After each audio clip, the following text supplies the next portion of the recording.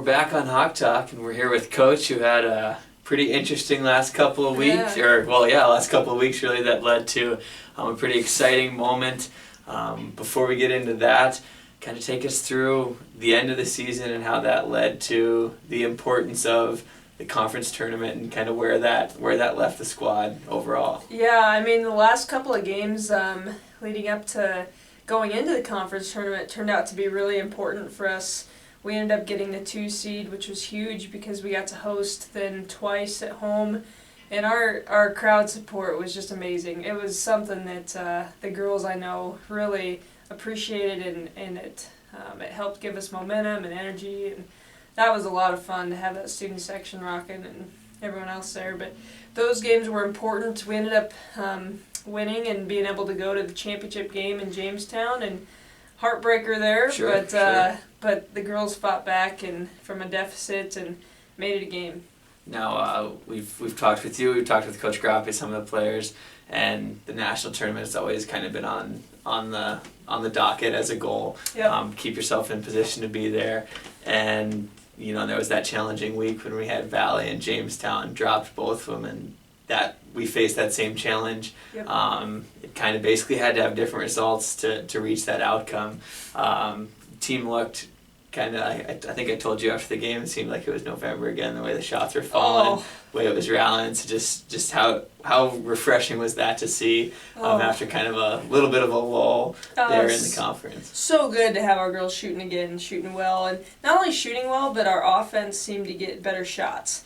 So it didn't seem like, the shots that we were getting were in rhythm. They're starting to have that confidence back. And they played with a lot of fun. There's no other way to describe it. When you watch them play, you can't help but smile because they're out there and they're enjoying it. Sure. So then going into last Sunday there with the conference championship in Jamestown, back and forth game, got down pretty large margins 13, we got them at 13. For a little bit, mm-hmm. But ultimately battled back, stayed in the game.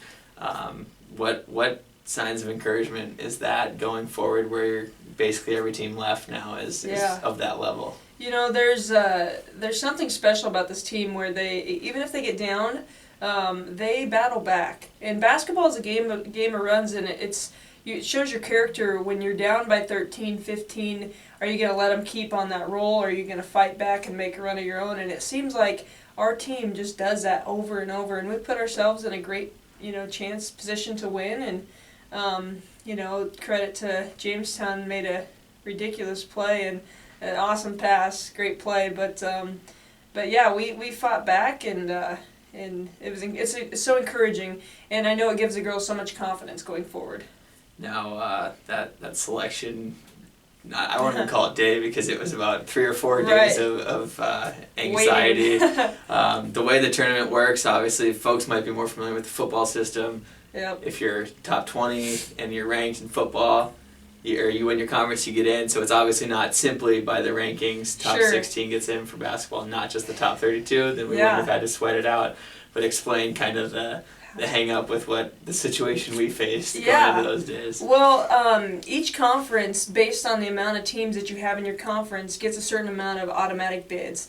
And our conference only has 1 bid automatic, and that's whoever wins the conference tournament champion. Out of all of the conferences, there are 22 automatic bids, which only leaves 10 at-large bids. Sure. Well, some of the conferences are powerhouses, and so they've got teams in the top 10 that didn't receive an automatic bid, and so they've got to make the tournament. And so we were really sweating after our Jamestown game. That's Coach and I went, and we were looking up all sorts of information to see where we thought we stood, and we knew it was close. We were not sure at that point if we were going to get in, and we just had to wait. And ultimately, kind of a testament to that, how that works is we did get in, and even though we were listed as the 10th and final at large, given a 5 seed, so clearly not the least talented team in the field in the eyes of the committee. Right. But still, nonetheless, getting in and barely getting in. Do you think that that moment of our season could be done is going to kind of eliminate that apprehension when you step onto the court. Down at the national tournament, the other teams, basically knew they were in. Sure. Do you think there's a little advantage to kind of already overcoming that? Yeah. Oh no, my career might be done. Yeah. I don't know. It'll be interesting to see how the girls handle it. Based on what I know of this team, though, they're going to use it, and they're going to use it as fuel. And I know right now they're so excited and to be able to be in the tournament because I think they want to prove. Sure. And I think they can. They're a talented team, and other talented teams there too, but they're excited. Now explain, I thought this was just crazy looking at the bracket. Should we, or whoever really runs the table, depending on whether they play their first round on Wednesday or Thursday, is going to have to win 5 straight games in 5 straight days. That's right. That's crazy. It is crazy, but everyone's in the same boat. Sure. So, Yeah, I mean, I was talking with even actually President Mitzel, and he said, that's our advantage because Yep. pretty deep bench. So, Yep. what do you think? What do you think is going to help catapult the team as far as they go once we get down to nationals? Conditioning in 10 minutes. No, no. Honestly, we're a team that likes to run.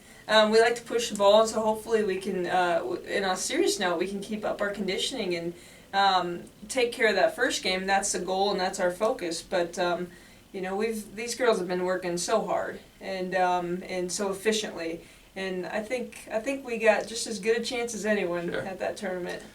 First game Thursday, 4:15 Mountain Time, I believe.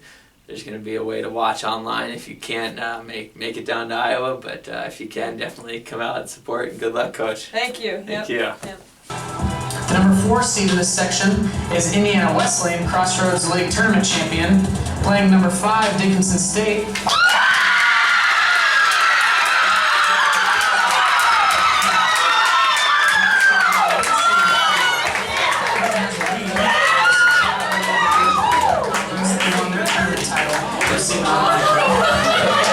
IU East out of the Kentucky Intercollegiate Athletic Conference, Colonial Division champions. Thursday.